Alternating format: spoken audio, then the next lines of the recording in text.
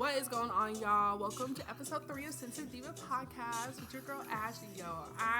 First of all, thank you all for the feedback. Okay, drop the first 2 episodes. I want to see what the people's reactions were. Okay, getting some feedback. Your girl did 50 listens with her first 2 episodes. To me, that's a big deal. Coming back and having just 50 people want to listen to me. And then y'all left reviews and I got feedback. I appreciate you guys so much. And I'm excited for episode 3. We have a lot to talk about, a lot of pop culture, a lot of stuff that's happening. And welcome to episode 3. We're just going to jump right into it. Rory, shut up. I've never been a fan of the DEI hires getting into hip hop and rap and feeling like they know our culture. I'm going to break this down, and I continuously tell this to people. And I really don't want to get my Miss Dr. Umar vibes, but African Americans have culture. I will always bring this back to other cultures, different Asian cultures, Pacific Islander cultures. They have similarities. They hold respect in their food, their hair. There's culture there. It's significant to something that they do. It is the same with Black people and African Americans, but because we are accustomed and told what we're doing is not culture, we have no culture. Pop culture is Black culture. No one likes to have that conversation. With that being said, I miss when white boys made Tony Hawk pro skater music, okay? That's what I want. Give me the white boys that are rebellious, that don't like the government, that are cute, or give me something. Give me something outside of everybody want to be in hip hop and rap. Everybody want to be in that. A culture that you don't belong in. People get upset, be like, man, I've been listening to Tupac since I was 6 years. That doesn't mean anything. That doesn't mean anything. You know nothing. Are you educated in it? Yes. But you are not the know-all, be-all of hip-hop culture just because you were able to afford to listen to it at this point. I don't know. I don't understand it. That is our culture. We have every right to gatekeep it. If you're going to do it like Eminem. Go ahead and rap, but give it white boy. You feel me? Weird shit all the time in his music videos. But it was white boy shit, but he was rapping. Do it. All right, you got it. He's weird, though. When you get older, you look into the music, it's like, hey, you're doing too much. Again, white boy rapper music, that's it. Vanilla Ice, white boy rapper music, but he thought, I don't even know what that was, actually. I'm not going to comment on that. I wasn't alive then. But still, it's our culture, and Rory's sitting up here feeling the need to talk about Dolce. Let me tell y'all something. I am living for Dolce. I love it. I've been a fan of hers for a minute. I love it.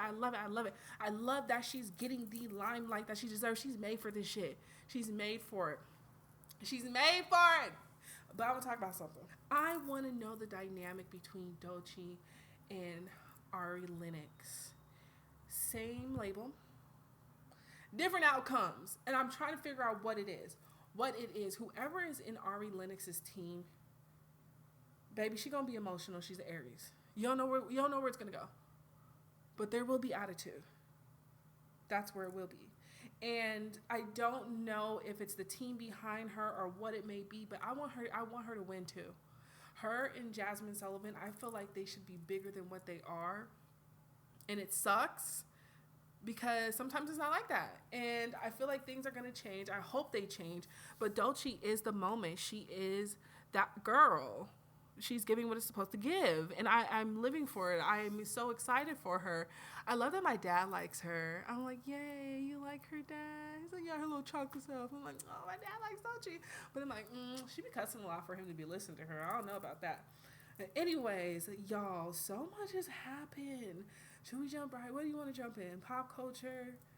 Politics? Let's go with politics. Him getting hit with that microphone.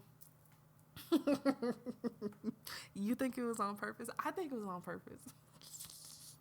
I I truly do believe that.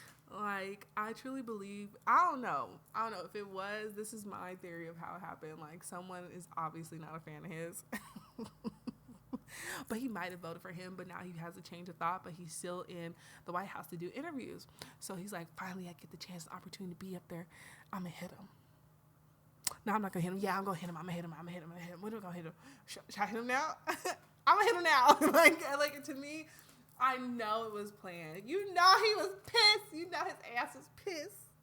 You know he was stumbling around in that diaper with them heel-toe shoes. Like, you know he was so upset. I love it. And his stocks, I love it. I don't really know too much about stocks, but I know it's going down. And with that going down is the people who are holding that. Okay, this is, my version of what stocks are. So you bought some of the company that was available because it's public for you to grab a hold of it. And so now you bought it, and at the time it either was a certain price because no one, I don't know how it gets there, but it's there. And sometimes it's cheap, sometimes expensive, and you can buy a bunch of shares. So that's what you did.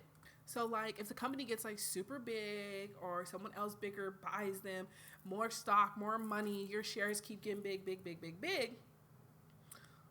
Now, loss, I'm like, is it people who were holding all of those shares are like, oh, hell nah, I ain't finna support this. I want my money back. And they pull their money out, either slowly or all of it. And then like it goes down that way. But then also like if people stop buying the cars or buying stuff, that goes down at the same time too. I don't know. But that's what's happening in my head. And he's going down in red. Obviously means bad and green means good. I sound so blonde, but you guys know. I'm excited. I am excited. I'm excited. I don't care. I've told people, if God wants to have a conversation with me on where my heart is at this moment, we will have that conversation. I will argue it down why I feel the way that I feel. I will. I don't care. I don't care. You know, this is how the Republicans felt. You know this is how they felt, y'all. This is how they felt. This is literally how they felt. They were pissed. They felt just like us. And we sound just like them at the end of the day. But what's crazy is, this time around, there are more Republicans who are noticing, obviously, dummies, what's happening, and they're siding with everybody else who thinks this is some bullcrap, because we know at the end of the day, they hacked this, and now I sound like a crazy crackhead with this wild conspiracy. See? We are literally just like them. Anyways, I'm trying to learn how to like pour into community, and I want to talk about that. Remember I said the theme of this year is community, pouring into your community. I poured into my community, and I enjoyed it. Last week was, it was so nice. God gave us that amazing weather. It got a little bit cooler. I was able to pour into my community, and I enjoyed it during the week. On the weekend, it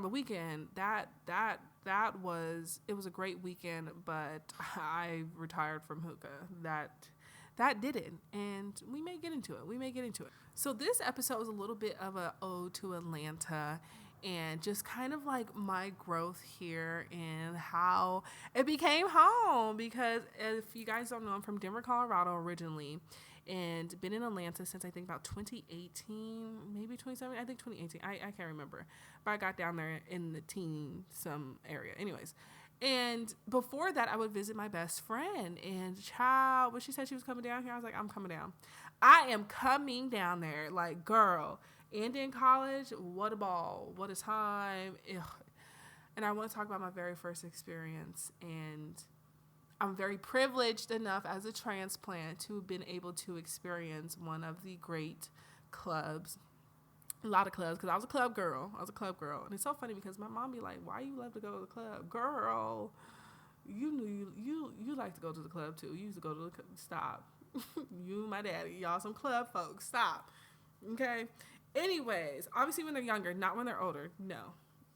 When they're younger. Anyways, so I'm like going down there, and I got to go to Mansion Elon. Child, that was so fun. It was so freaking fun. It was so freaking fun. My experience was short-lived, but it was a time where everybody still was dancing. Everybody was still dancing. Everybody was, I think it was like 2014, 2015. Damn, I sound old. But around that time, but everybody was still dancing in the club. And Went down there. Hookah had just started popping up. It wasn't that big deal like in the club. Like you'd have to go to hookah bars back in the day to enjoy hookah, and that shit was only like $30 max, and that was the good kind, like, or 15. I don't know. I think it was like 15 because I don't remember having to spend that much, and I loved a good old hookah bar when it was just a hookah bar. And wow, so many memories. And it was fun, but I was off that Crown. I don't know what made me be like, I want some Crown. Oh, Crown Apple just came out. Damn, I'm old. Crown Apple so normal. Oh my gosh. I remember when it came out. I remember it came out. Anyways, Crown Apple. I was like, oh, I want some Crown Apple. We got to get Crown Apple. My homegirl got Crown Apple. And back then, I was trying to be skinny because I want to be so small. And I was like, I'm going to eat a salad, but I'm not going to eat the bread, dummy. Come on. Like, and I'm just taking a shot. Put it in the fridge. Take a shot. We lit. I'm ready to go. And I don't even remember the drive down there, but I think a Four Loko was there. Maybe. I think we were sharing one. I don't know. We get into the club. I remember standing in line, getting inside. They saw their homegirl. We ordered a drink. I took a few drinks, looking around, people dancing. We walking around, saw the little castle area, and I just remember being in the bathroom. I don't remember walking there. I just remember, bam, I was by the toilet. And I thought I had to throw up. I don't think I even threw up, but I thought I did. Or maybe I did. I don't know. And I heard was, ma'am, you're going to have to get out. I'm like, whoever she is talking to, she needs to go. She was talking to me because I was bent over. So they were like, nah, she needs to go. That was like the first time ever that I had been faded and knew what was going on and was just sloppy drunk. Never again. I like that. Never again. And yeah, that was the first time, Mansion and Lawn. And what brought me back down here was obviously radio. And I don't tell the story too much because obviously I'm hurt.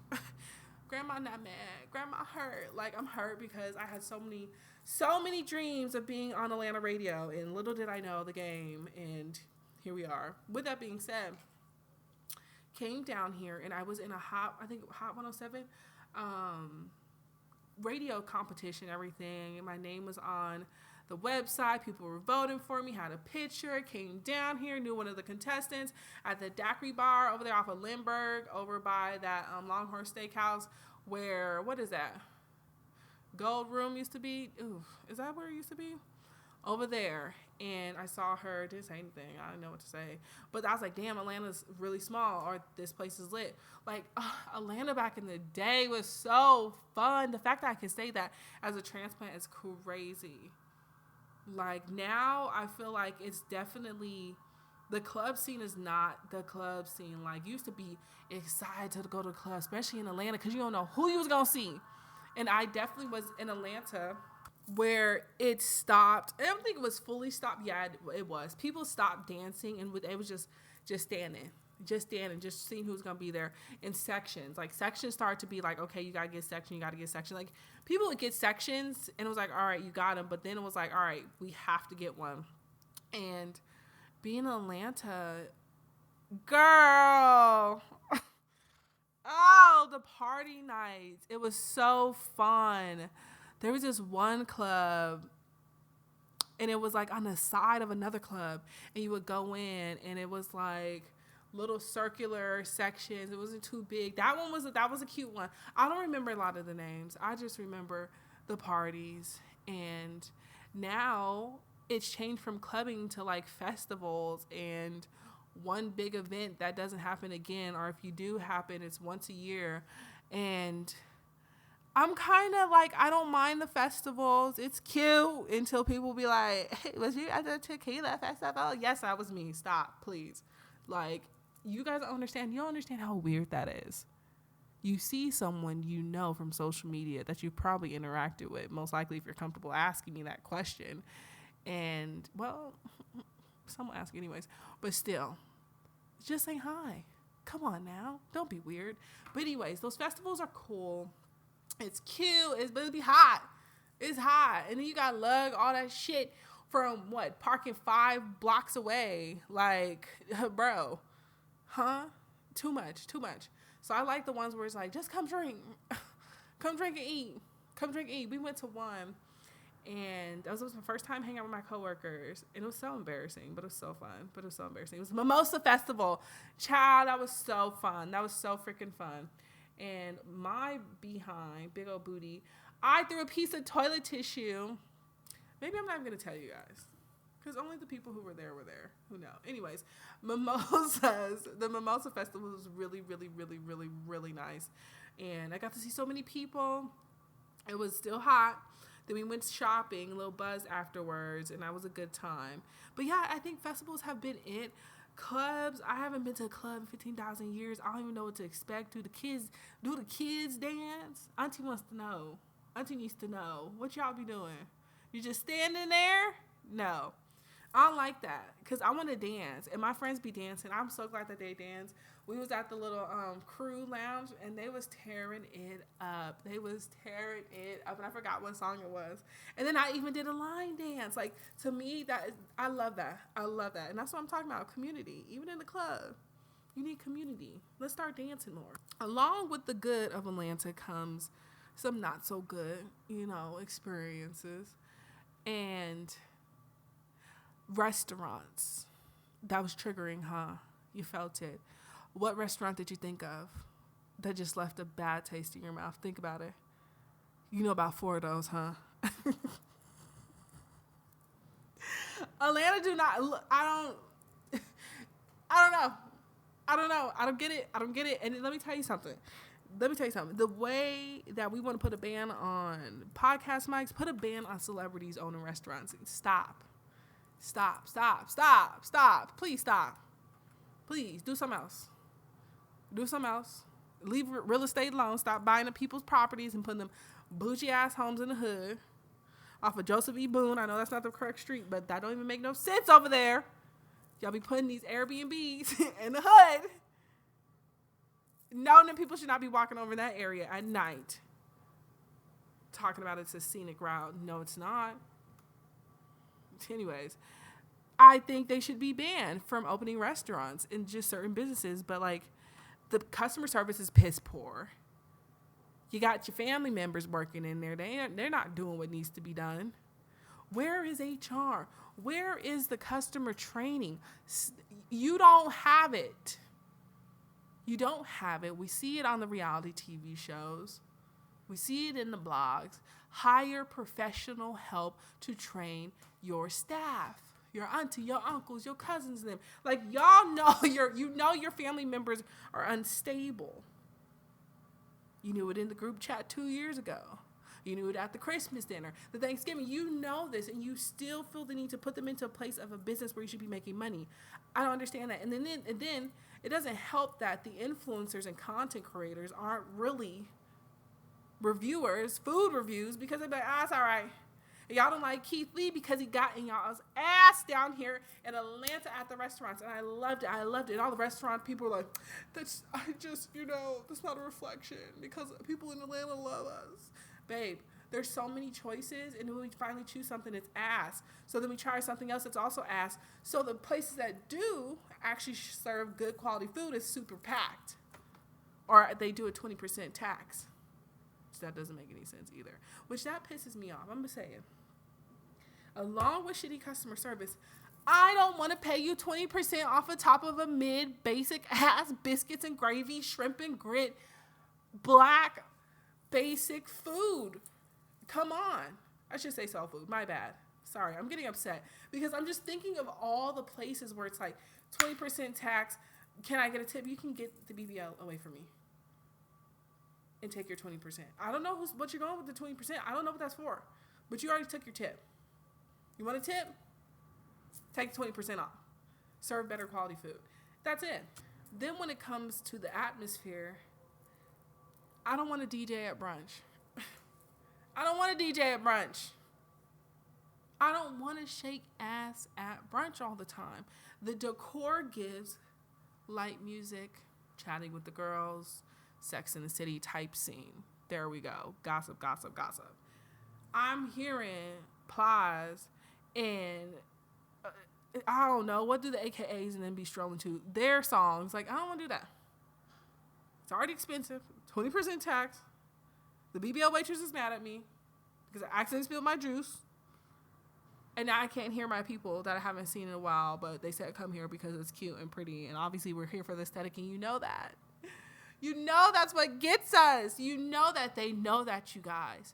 We have to stop supporting the ones with the super cute aesthetic. I know you would look cute in that outfit with that picture. I know that shit would eat. I know it's cute. But I want to circle back on, so I was talking about people throwing events. I have noticed a trend on social media, and it's funny because it's like people are making content and doing events and doing this like exclusive, it's exclusive. This is exclusive. And it's like a cute little penthouse and everything. And people are calling like an event. Baby, that's a house party. You're just throwing a house party that's on social media. That's literally all that it is. Call it what it is. We're having house parties. House parties are coming back. House parties are coming back. And I love the DJs, the group friend DJs. I love that, Marcus. I love that. I love it. I love it. I love it. Because it's like, again, community. Community is needed. And the amount of people I've been seeing on social media who are marketing these little apartment gatherings, like literally, one wasn't even a big apartment. And I'm like, I'm not paying for that. The price that you're trying to charge me, I'm not paying for that. What is involved? Because here's my thing. If I'm coming out of pocket for anything, there has to be a bare minimum of something. Okay? You're not going to have us packed in there like sardines. And if you are, here's your little funky little $5. Okay? Because I'm coming there to dance. That's the thing. I'm not coming to a house party in today's society to stand around. We are dancing. There needs to be dancing. There has to be dancing. But just seeing the market on social media is so interesting because, babes, it's a house party. I'm excited. I'm enjoying it. And I love that Black people, hello, we talking about house music. I love how many Black people are out here talking about house music. And I know a lot of people are going to be like, girl, what are you talking about? We've been on house music. A lot of Black people were not. In the Black community, I feel like if you had to be in the area where house music grew up, like it came from that area and it's been engulfed in the culture or whatever state and section of the country you're in. But some people weren't a fan of it. And I am enjoying so many events that have house music DJs, Black DJs. But when it comes to DJs lately, I've noticed the mixes aren't giving what it's supposed to give. What I mean by that is I truly miss it. I'm going to sound old, where you would scratch in, like you had to find it and you threw another beat on there and you moved into the next song. Like now it's the same. You're just moving it from side to side and you're trying to like do the same exact thing which you would do with scratching, but you're just cutting out a lot of that extra scratching noise. It's not scratching, but it's still mixing. I feel like DJs who are not Black get like the basic R&B starter kit of Black people love this R&B. I'm going to play this song mixed with another popular pop song or something like that, and they're going to go crazy. And I know you all want to be Zach Fox, but Zach Fox is Zach Fox. Zach Fox is Zach Fox. You are, insert DJ name, that. There's going to be different types of, I don't even know what those called, cuts, moves, slides, I don't know. It's going to be different, and it should be different, but using the same type of music, the same type of genre of music, it's boring, it's basic, and I want to see people be a little bit more creative, or those who like a little bit more creative, and that's the one thing about Atlanta is people are creative to a certain extent until you start noticing they are creative because they're copying somebody else's creativity, and it shows up in DJing. Like you can tell there is no like, why am I having a brain fart about it? About what I want to say about this. Individualism. And it's not your own identity, it's someone else's. And I want to see more of that this summer. You know there's going to be a lot of events here in Atlanta. There's going to be some type of festival where someone's uncle, auntie is the promoter because it's like a group of them. And it's going to be lit. And I'm excited to see what's going to happen. But I will say this as a transplant. I've been getting irritated with transplants here in Atlanta. And it's so telling that they're transplants because it's like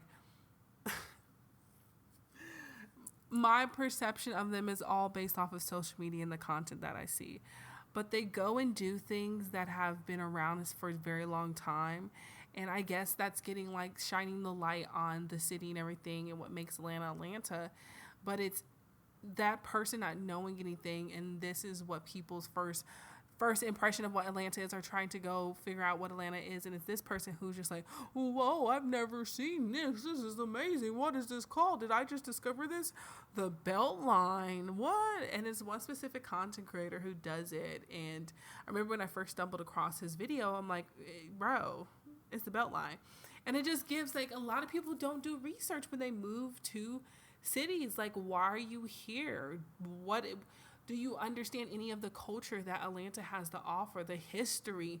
Are you going to respect it? And I feel like because I am a person who's seen their city change instantly because of transplant, and there's still culture there because the people who are still in Denver are keeping it alive, but you see it change when it comes to gentrification. You see it when it comes to corporations who come down here and start profiting off of the city, and how the city stops caring. And it's sad to see, and hopefully it doesn't happen here in Atlanta, but I've noticed the gentrifiers are definitely, it's normal now. I remember when it started to happen when I first moved down here, and I'm like, okay, it's a lot.